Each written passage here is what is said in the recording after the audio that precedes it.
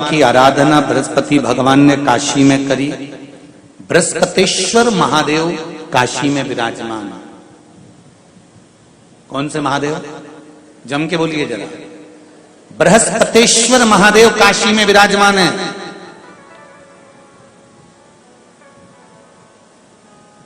जो अंगूठी में पुखराज नहीं पहन सकते, जिनकी भाग्य रेखा उल्टी चल रही हो, बृहस्पति चमक ही नहीं रहा हो, जिस काम में हाथ डालते हैं वो काम पूरा ही नहीं होता हो, तो एक बार काशी जाना, बृहस्पतेश्वर महादेव का स्पर्श करना, उनका अभिषेक पूजन करना और उनका स्पर्श कर कर एक बेलपत्र ब्राह्मण देवता से मांग कर लेकर आ जाना कि इन बृहस्पतेश्वर महादेव से मुझे एक बेलपत्र दे दो। तुम्हें पुखराज पहना कि नहीं पहना, हीरा रतन माणिक पहना कि नहीं पहना, वो बेलपत्र इतना चमत्कार कर देगी कि जिंदगी में कभी संपदा की कमी आएगी नहीं। अगर बृहस्पति नहीं चमके तो बृहस्पतेश्वर महादेव, जहां पर बैठकर बृहस्पति भगवान ने शंकर भगवान की आराधना करी है, रोज गंगा जल जाना, गंगा जल लेकर आना, शिव जी की आराधना करना, एक शिवलिंग का निर्माण करा, उसकी आराधना में बृहस्पति भगवान डूब गए, उसकी आराधना में बृहस्पति महाराज निरंतर लगे रहे और इतनी आराधना बृहस्पति महाराज ने करी, इतनी आराधना करी बृहस्पति महाराज ने कि शंकर भगवान सामने प्रकट हो गए। मांगो बृहस्पति, तुमको क्या चाहिए? कुछ नहीं, केवल आपका भजन। नाम रख दिया, तुम्हारा नाम बृहस्पति रहेगा। बृहस्पति भगवान का एक नाम बृहस्पति भी रख दिया और तुम साधारण नहीं रहोगे। तुमने मेरी आराधना करी है तो देवताओं के गुरु बनकर विराजमान होगे। अब अभी तक 2 भार इंद्र के पास में थे। बहुत ध्यान देकर समझना ये नवग्रह कथा को। 2 भार थे इंद्र के पास। इंद्र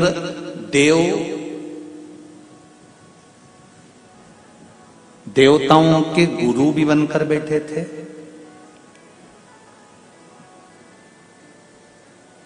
देवगुरु बृहस्पति की जगह पूर्व में इंद्र ही देवगुरु का पद संभाल रहे थे और देवराज का पद भी इंद्र के पास में था।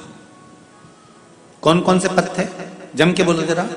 पहला पद देवराज इंद्र का, दूसरा पद देवगुरु, देवगुरु का पद भी इंद्र के पास में था और देवराज का पद भी इंद्र के पास में था। ये 2 पद जब होता है साधारण भाषा में आप ले लीजिए, किसी के पास में अध्यक्ष का पद भी है, किसी के पास में और कहीं का पद भी है, 2-3 पद उसके पास में विराजमान है, तो उसके पास में 2-3 पद अगर विराजमान है तो फिर उससे अगर एक पद ले लिया जाता है तो उसको अहंकार आ जाता है, उसको गुस्सा आ जाता है कि बताओ अभी तक तो मुझे पूछा जा रहा था, अब तुम तो वो पद पे भी जान दो। जैसे तुम किसी कुर्सी पर बैठे हो, कथा सुन रहे हो और इतने में कोई रिश्तेदार बाहेती जी का आ गया और तुम बढ़िया आराम से बैठे थे और बैठे बैठे इतने में बाहेती परिवार से कोई आया और उसने तुमको उठाया, प्लीज थोड़ा सा, और तुम्हें उठाकर दूसरी जगह बिठा दिया और उन्होंने अपने वाले को कुर्सी पर बिठा दिया। अब बोलो, जो उठा, जिसको उठाया था उसका भगोने जैसा मुंडा हुआ कि नहीं हुआ? अरे बोलो तो। अपन दूर कथा नहीं जाते, कथा अपने ऊपर लेके चलो कि अपन कैसे समझें इस कथा को। बहुत अगर गहन तत्व की कथा सुनेंगे तो समझ में आएगी नहीं। यहां से सुनी, यहां से निकाल दी, बच्ची कुछ दी, ऊपर से निकल गई और मालूम पड़े थोड़ी देर बाद माताएं कुर्सी पे बैठी बैठी।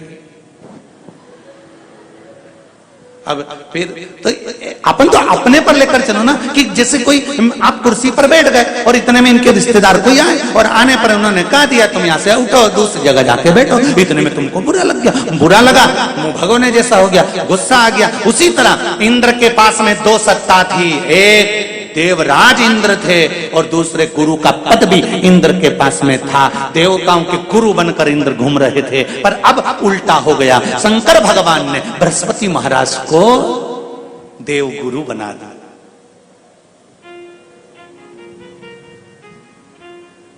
अब जैसे देवगुरु बनाया तो इनका इंद्रदेव का मुंह, अरे बोलो तो तुम, भगोन ऐसा हो गया, कुर्सी उतरी कि मुंह भगोड़ा उड़ा। अब इनका मुंह भगोने जैसा हो गया तो गुस्सा तो गुस्सा।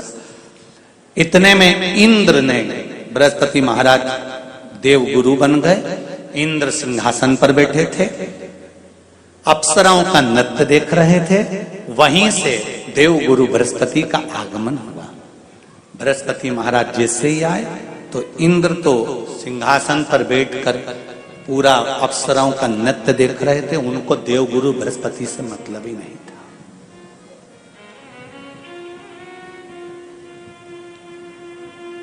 कोई स्थान नहीं, कोई सम्मान नहीं, कोई आदर नहीं, कोई आदर नहीं। जिसको घर के बड़े बुजुर्ग सम्मान देते हैं, घर के बच्चों का भी फर्ज है कि उसका सम्मान बच्चे करें। सही है कि गलत है?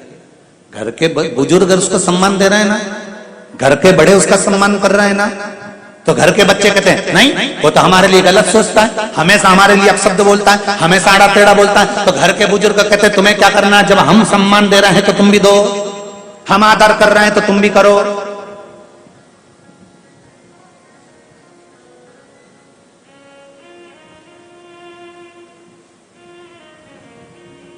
पर नहीं महाराज, आदर आप भी करो, सम्मान आप भी करो, पर वो आदर वो सम्मान बहुत मुश्किल।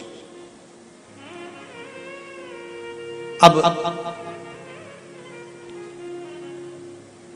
जब बृहस्पति महाराज का सम्मान नहीं हुआ, बृहस्पति महाराज वहां से उठकर चले गए, बोले नहीं। जो समझदार होता है वो तुरंत कह देता है कोई बात नहीं, मैं चले जाता हूं। कोई मुख पर क्रोध नहीं, कोई चिड़चिड़ प्रवृत्ति नहीं, कोई अपशब्द नहीं। एक बात मैं आप सबको कहना चाहूंगा,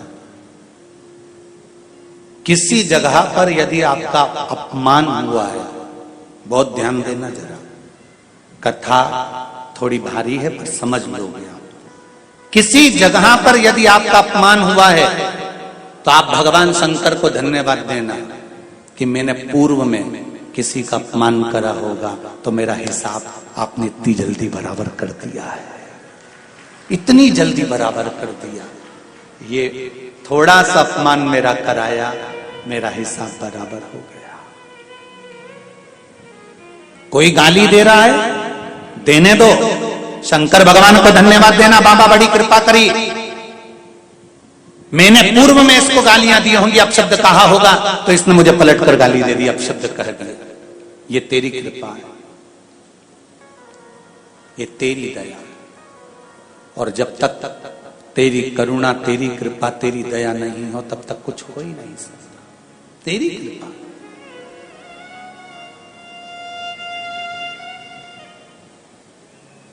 भगवान से कहो, हे देवाधिदेव महादेव, मैं ये नहीं कहता कि मुझे रोने मत देना, क्योंकि कर्म का भोग तो मुझे भोगना पड़ेगा। देवाधिदेव महादेव से कहो, हे देवाधिदेव महादेव, मैं ये नहीं कहता कि मुझे रोने मत देना, पर इतना जरूर कहता हूं तेरे सिवा किसी दूसरे के आगे झुकने मत देना। बस इतनी कृपा कर। मैं ये नहीं कहता कि मुझे रोने मत देना, बस तुझसे निवेदन है कि केवल तेरे दरबार के अलावा किसी दूसरी जगह पर मुझे झुकने मत देना, क्योंकि मैं जानता हूं अगर तू मुझे अपना समझता है, झुकने नहीं दे सकता तो फिर रोने भी नहीं देगा। ये मेरा विश्वास।